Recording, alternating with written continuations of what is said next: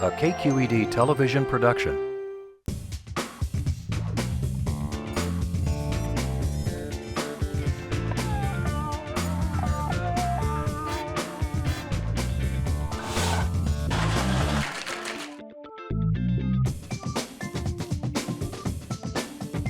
I'm telling you right now, I am hungry.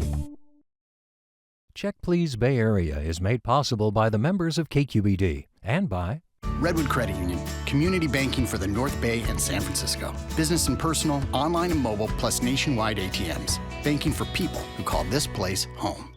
Sutter Health CPMC, the new Mission Bernal Hospital, opens August 2018 with all private rooms and comprehensive maternity services. cpmc2020.org. Total Wine & More, offering more than 8,000 wines, 2,500 beers, and 3,000 spirits. Total Wine & More, now with 7 Bay Area locations. TotalWine.com. IRG has thousands of surfaces in stock now. Surfaces, selection, service. IRG at MarbleCompany.com. Oakland International Airport, now with flights all over the world. iFlyOAK.com.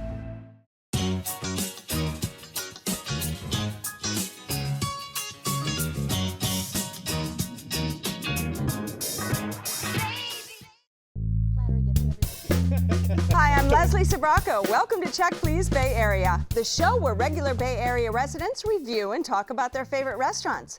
Now we have 3 guests, and each one recommends one of their favorite spots, and the other 2 go check them out to see what they think.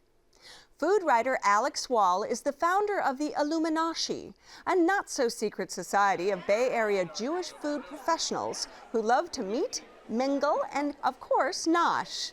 And toothbrush salesman by day, funny man at night, Daniel Reeder, isn't afraid to crack a joke or two, oral health aside. He's such a die-hard Check Please fan, he had his girlfriend dress up for Halloween as guess who? Me. And if he's not tweeting, he'd rather be eating. That's social media guru Lee Lonitz's mantra. And what better way to satisfy his all-you-can-eat fantasies than with an endless parade of savory, slow-cooked meats? Get ready for a carnival of carnivorous delights at Torigne Brazilian Steakhouse in San Jose.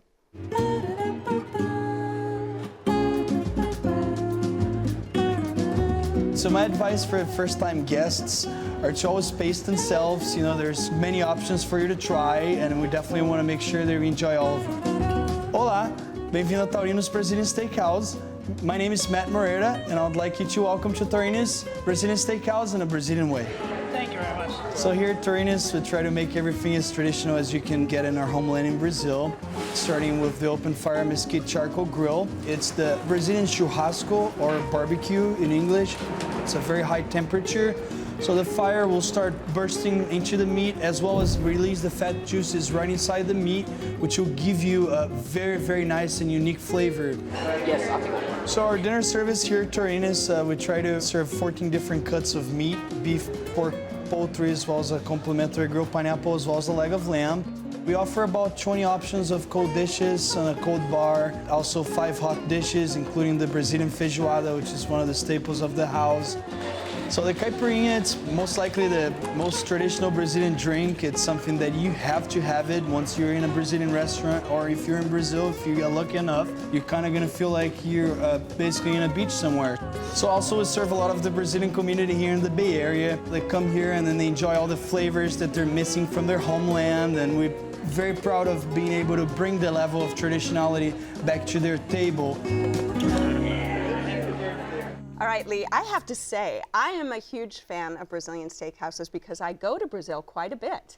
And it is a really unique experience, isn't it? It absolutely is. I actually tried my first churrascaria a few years ago. We found Torinos. That's right, and you would say that in Brazil, you would say Torinos. Yeah, right? I actually learned some Portuguese along the way, right in San Jose. And it is a meat lover's paradise, is it not? Absolutely. They do have vegetarian dishes as well, but if you love meat, you're gonna love Torinos. So when you first sit down, you are sat before a petite plate of fresh plantains and cheese breads and fried yuca as well. And then after that, you get to go up to the salad bar where there is this feijoada. Ooh, feijoada. Yeah, it is a warm, tender beef stew with beef sausage inside of it that you put on top of fresh white rice. But before that, I actually stopped at the salad bar for the mango salad, which is absolutely a must-have. That's a great one. Yeah. Love the mango salad. I'm a meat man myself. I had 10 of the 14 selections. Go for it. That's I good. really loved it all. Loved it all. Power. The highlight was definitely the sirloin. It was cooked perfectly, just a little pink inside. Outside was nice and crusty. There was, however, it's hard for me to talk about, but they brought over the flank steak and they cut with the grain. And I think that's sacrilegious in some countries. So you were unhappy about that? When they came back a second time, we said, can you cut against the grain? And it's, less tough, and yes, it's still good. All the meat was mostly good. Some were a little bit salty. Overall, I was pretty happy with it. I was not in love with this place, but I feel like that's me. It's more a reflection of me than the restaurant itself. I eat meat, I love meat, but I don't love that quantity of meat. Yeah. It was just too much meat You for me don't in like one a meat meal. carnival? I mean, my husband and I, we were calling it like a parade of meat, an assault of meat, a gluttonous orgy of meat. But that's truly Brazilian when you're down there. I mean, they really just come around and you have the cards that you can turn from red to green, so you can say stop. So it's very easy. You keep it on green flipped up as long as you'd like to keep going. The gentleman serving the meats will always be on the lookout for that. Also make sure to flip it on red whenever you wish not to be bothered. But the good thing is, you're more than welcome to flip it back and forth many times as so desire. So talk about when you started. I went to the salad bar. I did have the grilled asparagus, and they were good, and the beets and the hearts of palm. I mean, it was a very nice array of things to choose from, so I really appreciated the different selections that they had. But, they had ranch dressing. They had, just very basic things that I guess I would have expected a little more elevated, maybe. As far as the meat went, I mean, everything we tried was excellent. I mean, the beef ribs were phenomenal. There was just this spice rub on them that was just incredibly savory and salty and delicious. We also really liked the chicken. There was the chicken hearts. They're chewy, but they're just delicious. And that's a very Brazilian thing when you're there. And there was chicken wrapped in bacon, and there was lamb, and some kind of pork and parmesan. Oh, and the garlic beef. I forgot about the garlic beef. That was one of our favorites too. Yeah, that was a must-have. Me too. But enough about the meats. How about that pineapple on the pineapple. skewer? Yes. It was amazing. It's succulent. If it were the fruit of the gods, it would be forbidden fruit. I could eat that all day. Well, but a nice acidic and sweet kick to the richness of meat. Absolutely. Also, grilling it brings out the sugar even more. Like, grilling it just makes an amazing fruit even better. And it's a great atmosphere as well. There were 2 parties going on when I was there. It's a fun time. The service is phenomenal. It's off the hook. Our waiter was just standing head and foot right next to us, waiting at our beck and call. Yeah. I'm a wine drinker. We all are. I was there with my book club. And we thought the selection was vast, but very steep in pricing range. Yeah, the wine list, I mean, wines by the glass were perfectly lovely, and the cocktails were nice too. Did you have the mousse? Yes. Did you have the dessert? We all three did. The tradition Brazilian dessert of passion fruit mousse on top of a semi-sweet chocolate crust is just, it's just tropical. It's tropical heaven right there. Yes. And how did you feel about price? This is an expensive meal. I mean, this is not an everyday that you go and have 10 pounds of meat. Yeah, right? And it is all you can eat, so I understand why it's priced the way it is. All right, your spot, Lee. Wrap it up for us. Well, for a tasty trip south of the equator, Torigne has a big heart for Brazilian food right in the heart of Silicon Valley. All right, and Alex. A meat parade. And Daniel. Come for the fun, stay for the fruit. If you would like Torigne Brazilian Steakhouse, it's on West San Fernando Street in San Jose. The telephone number is 408-294-0110. It's open every day for all-you-can-eat buffet-style lunch and dinner. Reservations are recommended, and the average dinner tab per person without drinks is around $60.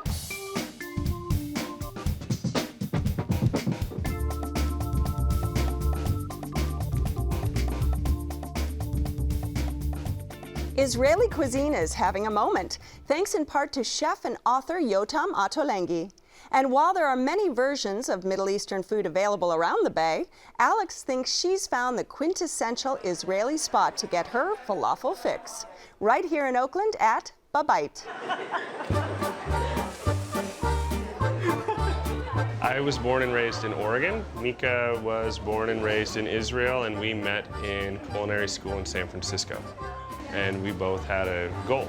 And the goal was to open and own a bakery. And then I became allergic to flour, and here we are.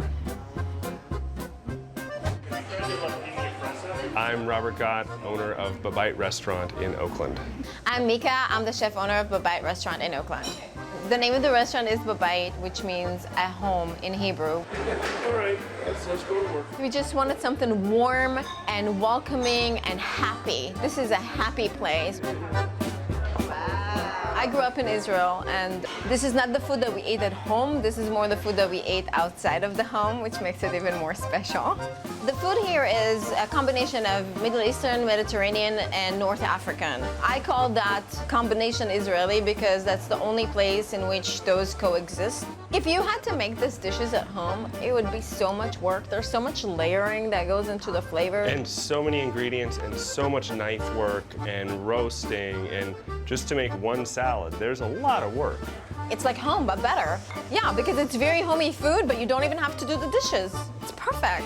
Bye-bye. All right, Alex, talk a little bit about the couple that owns this place, because Mika, the chef, is Israeli, right? And so this is really a piece of home. Yes, I've lived in Israel, many, many years ago, but I have been very interested to see what's happened with Israeli cuisine in the last couple of years. And you have, such a mix of cultures there. You already had an amazing food culture with the Palestinians who lived there, but then when Jews started coming from all over the world, it became this melting pot and bringing their food traditions with them. So it's really just become this amazing food culture that I think until recently wasn't really known except in Israel. So I was very excited to see this place in my neighborhood. The cauliflower salad is one of my favorites. It's like this vibrant yellow. She puts saffron in it with green olives and raisins and cherry tomatoes, and it's just this vibrant, beautiful Everything's thing. so fresh. Yeah, I love the lamb kefta on the mujadra. That's like one of my favorites also. The way she spices the lamb is just so delicious. She puts pine nuts and parsley and her own spice mix in it. For us, Babite actually wasn't quite what we had expected.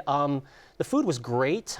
We absolutely loved the chicken majadera. It was basically grilled chicken tenders atop a bowl of fried lentil rice with fried onions and pine nuts. The mujadra. It's pronounced mujadra. Okay. It's originally a Palestinian dish, but I know that Mika has this spice mix in it that just makes it much more savory and just much more delicious. The yogurt tahini sauce was just to die for right there.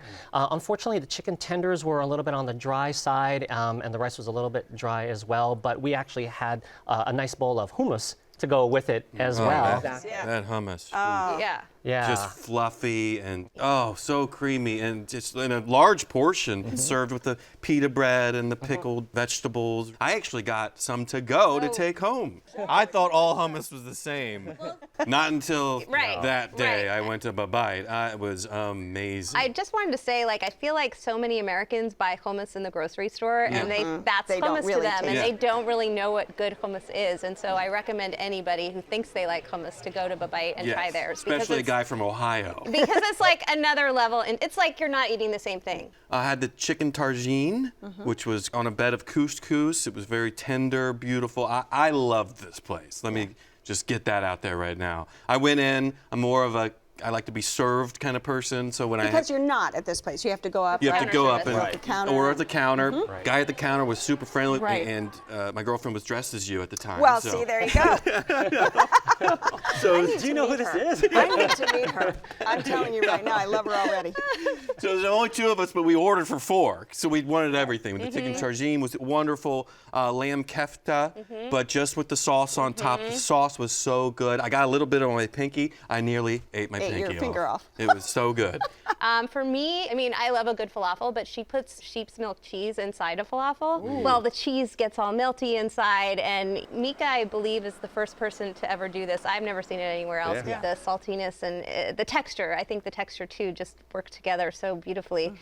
The dessert Oh my gosh, the dessert right there is to die for. We had the baklava, this petite little roll of almond chewy nougatiness. It's flaky on the outside, chewy on the inside, and then when you squeeze it with a fork, it has this honey syrupness that just comes right out of it. It's just like, I could eat 10 of those. Just like, I'll take 10 of those in a doggy bag. It's a little bit on the pricey side, but it's worth every bite. For the baklava. For the baklava. I love the baklava. Right? Everybody say that together. I love the baklava. What did you think about price, other than the one piece of baklava? I thought price point was moderate. It was decent. We went in there hungry, and we came out pretty satisfied. Oh yeah, great price. If I lived nearby, I would go there 3 times a week. Like takeout, even dine in. I mean, it was, the tables are all very close together. We actually started a conversation with someone else. I did want to say something about the pricing. Everything that she can get organic, she does. They get all sustainably raised meat and organic vegetables, and so I don't mind paying a little bit more when I know that the meat's been sustainably raised. So I thought that the service was overall, it was personable. It would have been nice if it was a little bit more warming, because when we first went in, nobody really welcomed us in as first-timers. But the staff was very friendly, and the decor actually was very welcome as well. It had kind of this tangerine glow about it. Kind of felt like you were walking off the street into a cafe on the Mediterranean. And talk about those pickles. Well, I know that Mika makes all of her own pickles. And, you know, it's not just that you get like dill pickles like in a deli. You get pickled turnips and pickled carrots and pickled cauliflower, and you get a big bowl of them with Israeli olives, and they're so colorful and vibrant. And yeah, the pickles are also one of my favorite things. We were picking a pack of pickled peppers with a pita bread, and I loved it as well. All right, this is your spot. Wrap it up for us, Alex. Go for the hummus, try everything else. Okay, and Lee? For a quick casual bite of the Mediterranean home style, go to Ba-Bite. All right, and Daniel? And if this was nearby me, I'd be there 3 times a week. Ba-Bite, ba-ba-booey. If you would like to try Ba-Bite, it's on Piedmont Avenue at Montel in Oakland. Telephone number is 510-250-9526. It's open every day for lunch and dinner. Reservations are recommended, and the average tab per person without drinks is around $15. A question I'm repeatedly asked is, what's the difference between liquor and liqueur? Liqueurs contain liquor. Liquors such as gin, tequila, whiskey, and vodka are distilled spirits. Lower alcohol, sweeter liqueurs, on the other hand, use spirits as their base and are infused with herbs, extracts, juices, and oils, giving them a wide range of natural flavors, from orange peel to lemon zest, almond to coffee, and yuzu to kumquat. Tequila and orange-based liqueurs are ideal cocktail partners, while the classic Kir Royale uses champagne and blackcurrant liqueur called cassis. It's one of my favorites. Always have liqueurs on hand to make your liquor sing. Santé.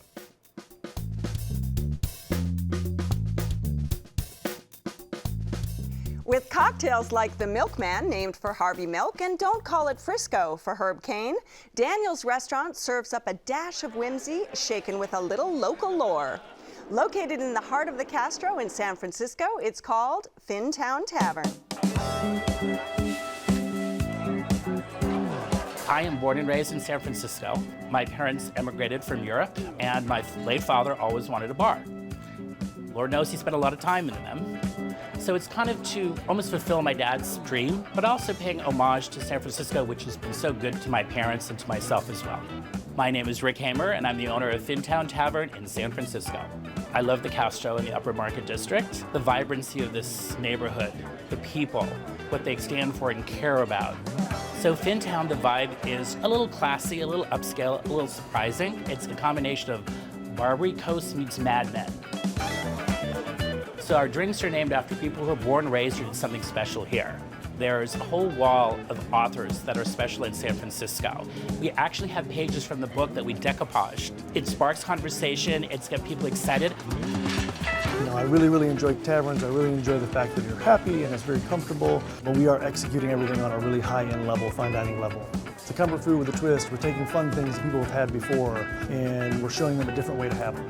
But the key thing is to keep things fun and interesting and change them up a lot. So that's what we do here, whether it's the menu, the drinks, the movies, the music. When I come in here, there's a warmth where people really just embrace the place and embrace who's there and have a great time, and that's the goal. All right, Daniel, this place is just Yes. fun, isn't it? So last year it was a cold summer night in San Francisco, and I found myself walking by Town Tavern, and I went in just for a drink. Got to see the big, beautiful bar. Friendly bartender came over and suggested a hot toddy. Beautiful presentation, wonderful taste, warmed my bones. It was beautiful. And I said, you know what? Give me a menu. So they hand me the menu, and I started with the deviled eggs. They're about this high. You get 3 of them at a time or 6. Comes with their own homemade hot sauce. Put a little bit of that on it.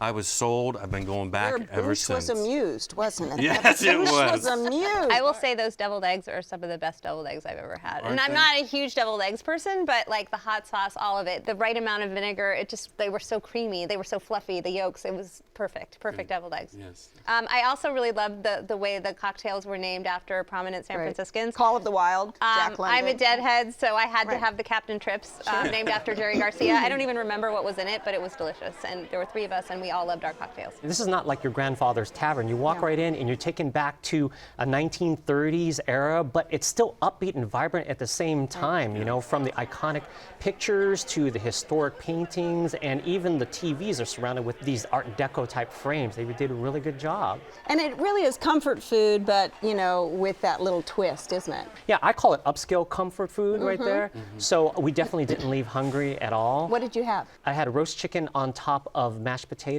and Swiss chard with an au jus sauce. So the roast chicken is tender on the inside.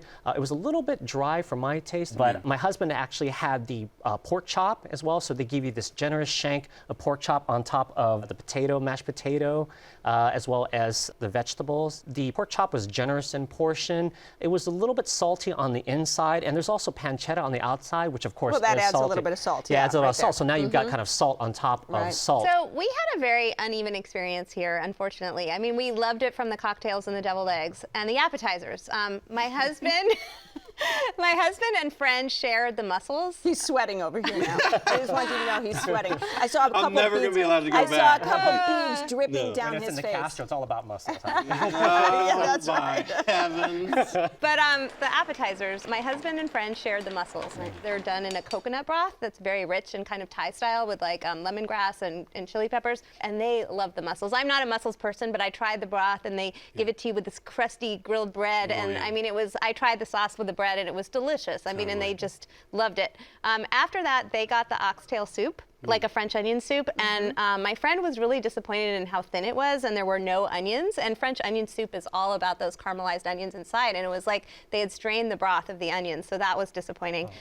We also had as an appetizer the beet salad with burrata. I will have burrata on almost anything. I love it so much, and I loved the salad. It was vibrant, it was beautiful, the colors, I mean, it was just a lovely, lovely salad. But I had the grilled chicken sandwich as my entree, and unfortunately, it was just, there was so much mayo in the slaw on it that the crust of the chicken got kind of soggy. And What should she have ordered? What do you get? Well, You the fried chicken sandwich is what I was going to say. Okay. What I think So it's maybe, the all best right, sandwich, all right. and best chicken sandwich in the city. Yeah. Yeah, with the bed with the coleslaw, tangy coleslaw on the side with the barbecue sauce and the fries, the fries were shoestring amazing. fries. Oh my God, the fries were perfect. The fries were perfect. On Thursday nights to do the Thanksgiving dinner. That's also a big highlight that we like. They just put all the great things about Thanksgiving on one plate. Stuffing and Stuffing turkey and cranberry and the turkey's so tender, and it's a beautiful dish. We like to hit that up, you know, once a quarter.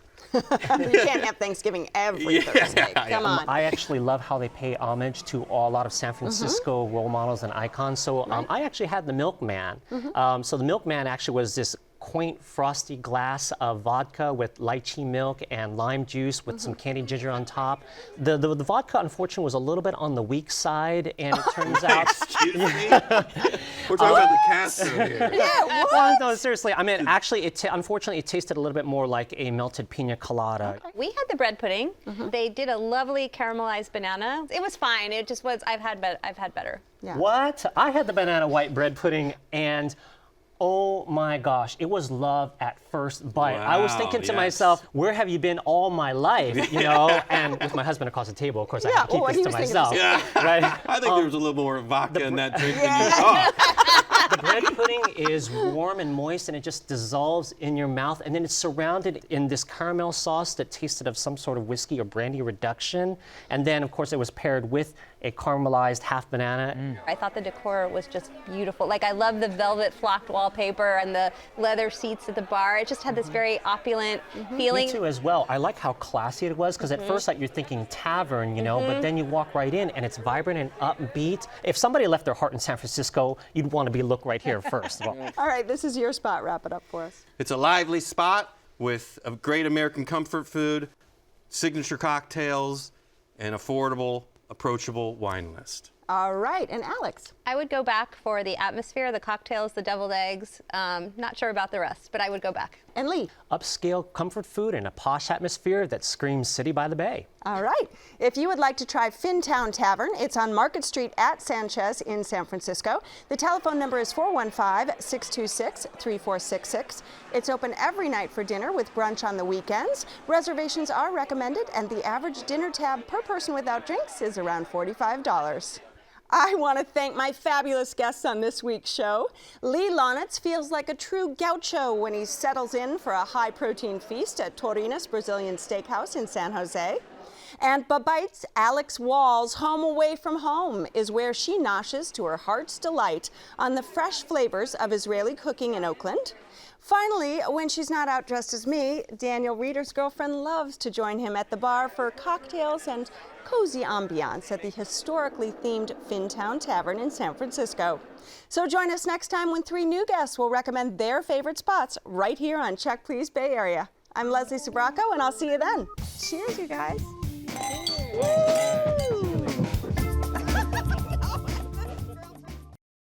So now it's your turn. We want to hear from you if you visited any of our Check Please restaurants. You can post a selfie on Instagram, join the conversation on Facebook, and tweet us anytime. And don't forget to visit our website. All the shows are there, along with my wine videos and notes about the wines we drink on set. You'll also find our fun new web series, Taste This, where we celebrate food and drinks around the Bay. Cheers! Check Please Bay Area is made possible by the members of KQED and by